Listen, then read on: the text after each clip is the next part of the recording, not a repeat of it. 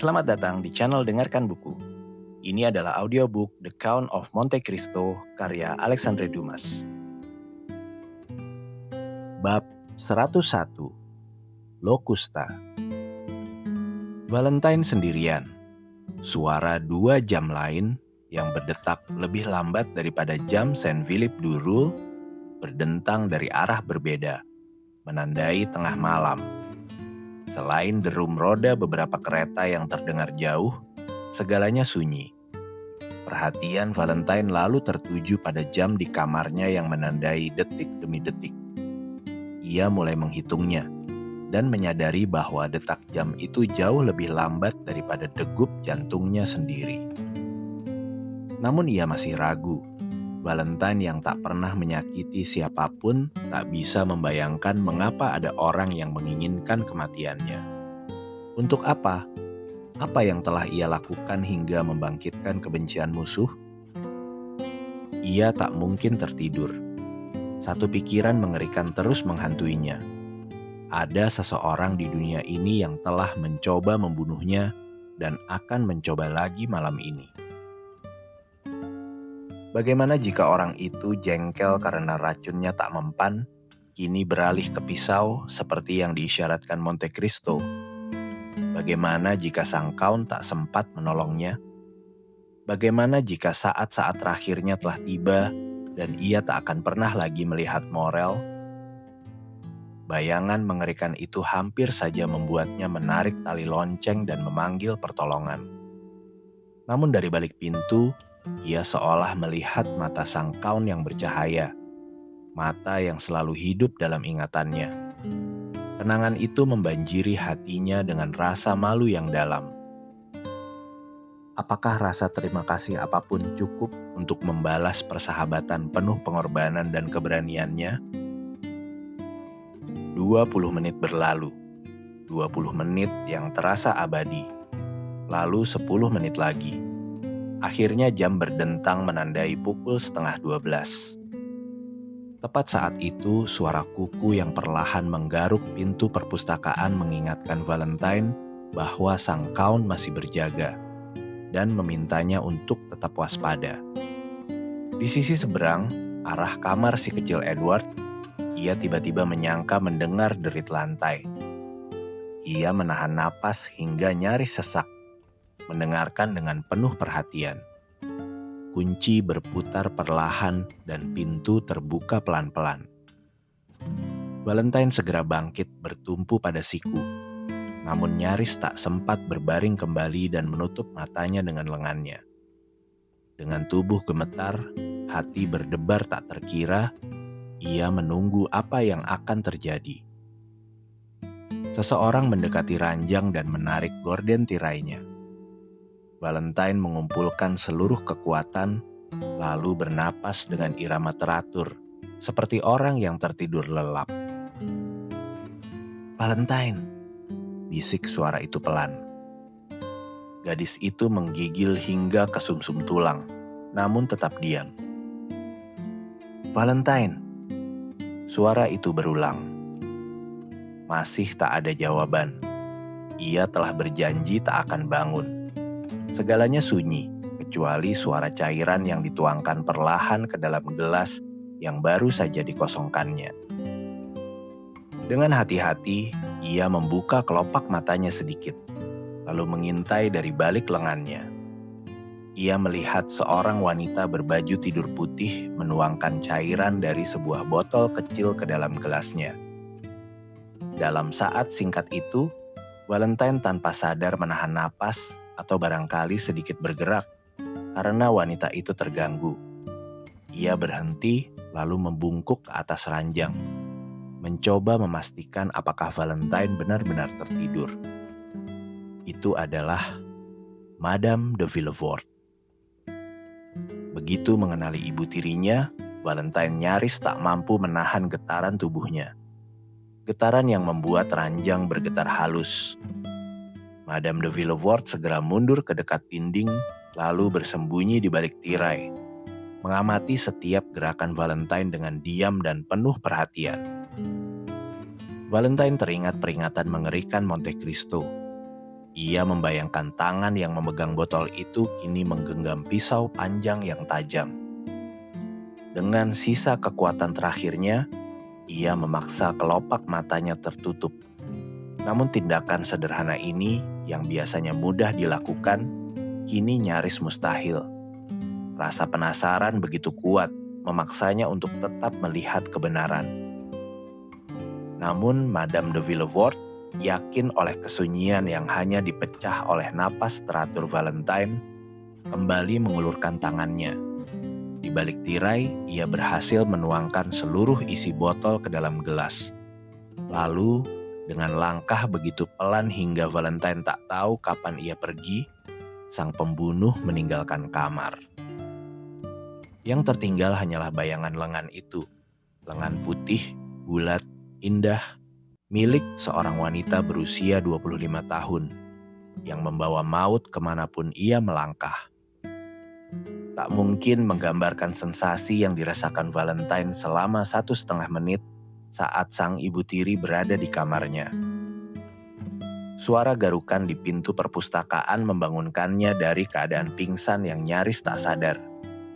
Dengan susah payah, ia mengangkat kepalanya.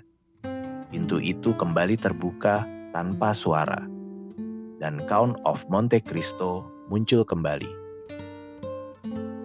"Nah," katanya, "masih ragukah kau?" "Oh," desis sang gadis. "Kau melihatnya? Sayangnya, kau mengenalinya?" Valentine mengeluh pelan. "Oh iya, aku melihatnya, tapi aku tak bisa mempercayainya."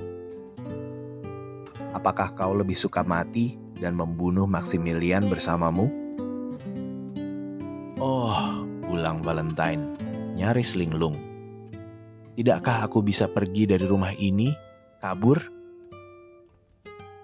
"Valentine, tangan yang kini mengancammu akan mengejarmu kemanapun.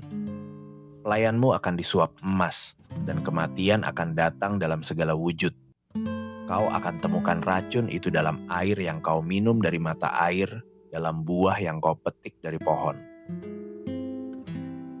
"Tapi bukankah kau bilang kewaspadaan kakekku telah menetralkan racunnya?" "Ya, tapi tidak terhadap dosis besar. Racunnya akan diubah, dan jumlahnya ditingkatkan." Ia mengambil gelas itu lalu mengangkatnya ke bibir. "Sudah terjadi," katanya. "Mereka tak lagi memakai brusin, tapi obat tidur mematikan. Aku bisa mencium rasa alkohol tempatnya larut. Jika kau meminum apa yang baru saja dituangkan Madame de Villefort ke dalam gelasmu, Valentine, kau pasti binasa." "Tapi," seru sang gadis, "mengapa aku dikejar seperti ini?" "Mengapa? Apakah kau terlalu baik, terlalu murni, terlalu polos hingga tak bisa mengerti, Valentine? Aku tak pernah menyakitinya. Tapi kau kaya, Valentine. Kau memiliki 200.000 livre setahun.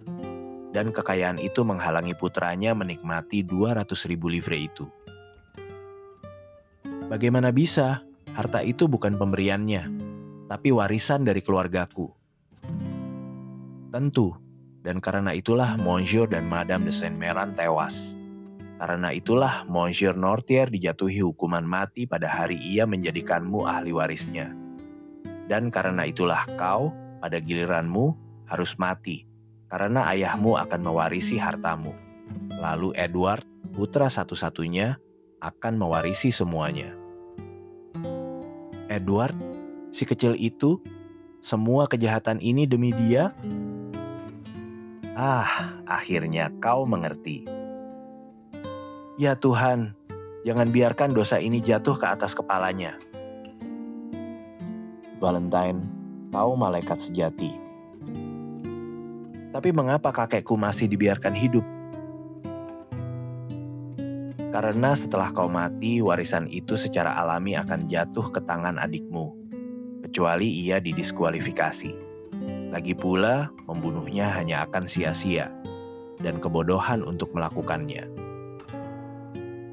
Dan mungkinkah rencana mengerikan ini dirancang oleh seorang wanita? Ingatkah kau di Taman Hotel Des Postes di Perugia? Kau melihat seorang pria berjubah coklat yang ditanyai ibu tirimu soal Aqua Tofana? Sejak saat itulah rencana neraka ini bersemai dalam otaknya. Kalau begitu, aku memang dikutuk untuk mati, kata gadis manis itu. Air matanya mengalir. Tidak, Valentine, karena aku telah memperhitungkan semua rencana mereka. Musuhmu sudah kalah sejak kita mengenalnya. Kau akan hidup, Valentine, hidup untuk bahagia dan membuat hati mulia Maximilian bahagia pula. Tapi untuk itu, kau harus percaya padaku.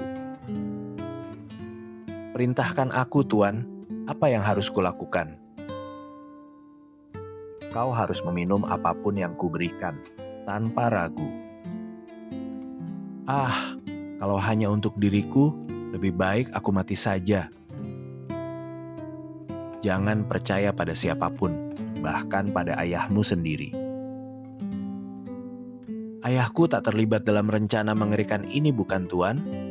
Tanya Valentine, tangannya terkepal. Tidak, tapi ayahmu, seorang pria yang terbiasa dengan dakwaan hukum, seharusnya tahu bahwa kematian-kematian ini tak alami. Dialah yang seharusnya menjagamu. Dialah yang harus menggantikanku. Dialah yang harus mengosongkan gelas itu. Dialah yang harus bangkit melawan si pembunuh. Hantu melawan hantu. Gumamnya pelan menyelesaikan kalimatnya. Tuan, kata Valentine, aku akan berusaha hidup. Karena ada dua jiwa yang mencintaiku dan akan mati jika aku mati. Kakekku dan Maximilian. Aku akan menjaga mereka seperti aku menjagamu. Baiklah, Tuan, lakukanlah apa yang kau kehendaki padaku. Lalu dengan suara bergetar ia menambahkan, Oh Tuhan, apa yang akan terjadi padaku? Apapun yang akan terjadi, Valentine, jangan takut. Bahkan jika kau menderita, kehilangan penglihatan, pendengaran, kesadaran, jangan gentar. Bahkan jika kau terbangun di dalam peti mati atau ruang makam, tetaplah tenang. Katakan pada dirimu, saat ini ada seseorang sahabat, seorang ayah yang hidup demi kebahagiaanku dan Maximilian, sedang menjagaku. Alangkah mengerikannya nasib ini. Valentine, apakah kau lebih suka menyeret ibu tirimu ke pengadilan? Aku lebih suka mati 100 kali. Ya, lebih baik mati. Kau tak akan mati, tapi berjanjilah padaku. Apapun yang terjadi, kau tak akan mengeluh, melainkan tetap berharap. Aku akan memikirkan Maximilian. Kau anakku sendiri, Valentine. Hanya aku yang bisa menyelamatkanmu, dan aku akan melakukannya. Dalam ketakutan yang memuncak, Valentine menangkupkan tangan seperti memohon keberanian, lalu mulai berdoa. Dalam desisan doanya yang tak utuh, ia lupa bahwa pundaknya yang putih hanya tertutup rambut panjangnya, dan detak jantungnya terlihat jelas menembus renda gaun tidurnya. Monte Cristo perlahan meletakkan tangan di lengannya, menarik selimut bludru hingga menutupi lehernya, lalu berkata dengan senyum penuh kasih sayang, Anakku, percayalah pada pengabdianku padamu, seperti kau percaya pada kebaikan Tuhan dan cinta Maximilian. Valentine menatapnya dengan mata penuh syukur, dan diam seperti anak kecil yang patuh. Lalu sang kaun mengeluarkan kotak zamrud kecil dari saku rompinya, membuka tutup emasnya, lalu mengambil sebuah pil sebesar kacang polong dan meletakkannya di tangan sang gadis. Valentine mengambilnya, lalu menatap sang kaun penuh tanya. Wajah pelindung pemberaninya itu memancarkan kewibawaan yang membuatnya hormat. Ya, kata Monte Cristo pelan. Valentine membawa pil itu ke mulutnya, lalu menelannya. Sekarang, anakku yang terkasih, selamat tinggal untuk sementara. Aku akan mencoba tidur sedikit, karena kau selamat. Pergilah, kata Valentine. Apapun yang terjadi, aku berjanji tak akan takut. Monte Cristo memandang gadis itu beberapa saat, hingga perlahan ia tertidur lelap, luluh oleh pengaruh obat yang diberikannya. Lalu sang Count mengambil gelas itu, menuangkan 2/3-nya ke perapian agar terlihat seolah Valentine telah meminumnya, lalu meletakkannya kembali di meja. Ia menghilang setelah melemparkan pandangan perpisahan pada Valentine, yang kini tertidur dengan keyakinan dan kemurnian seorang malaikat di kaki Tuhan.